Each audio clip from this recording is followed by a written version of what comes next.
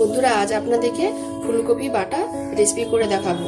এই ফুলকপি বাটাটা কিন্তু সত্যি খেতে ভালো লাগে। প্রথমে আমি নুন হলুদ দিয়ে কিন্তু সিদ্ধ করে নেব। নুন হলুদ দিয়ে ভালো করে ফুলকপিটা সিদ্ধ করে নিয়েছি, দেখুন সিদ্ধও হয়ে গেছে। এবারে জল থেকে আমি ছেঁকে নেব। তাই কি কি মশলা লাগবে সব দেখুন কেটে কিন্তু গুছিয়ে নিয়েছি। কি কি নিয়েছি? পেঁয়াজ কুচনো, শুকনো লঙ্কা, রসুন আর কাঁচা লঙ্কা।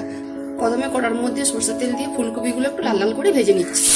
ফুলকপিগুলো লাল লাল করে ভেজে নিয়েছি, জায়গাতে তুলে নেব।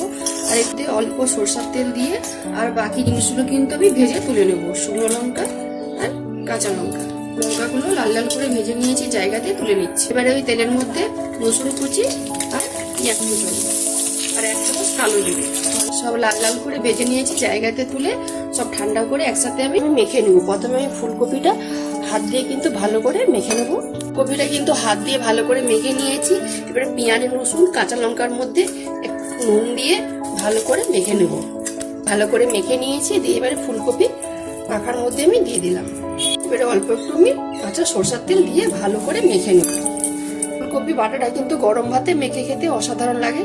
যদি রেসিপিটা ভালো লেগে থাকে তাহলে বন্ধুরা একবার বাড়িতে বানিয়ে খেয়ে আমাকে কমেন্টে জানাবেন। যেসব বন্ধুরা আমার রান্নার ভিডিও দেখতে পছন্দ করেন তা আমার পেজটাকে লাইক, কমেন্ট, শেয়ার করবেন। যারা ইউটিউব চ্যানেল থেকে দেখছেন সাবস্ক্রাইব করে পাশের ঘন্টায় ক্লিক করবেন। সবাই ভালো থাকুন, সুস্থ থাকুন আর সাবধানে থাকুন।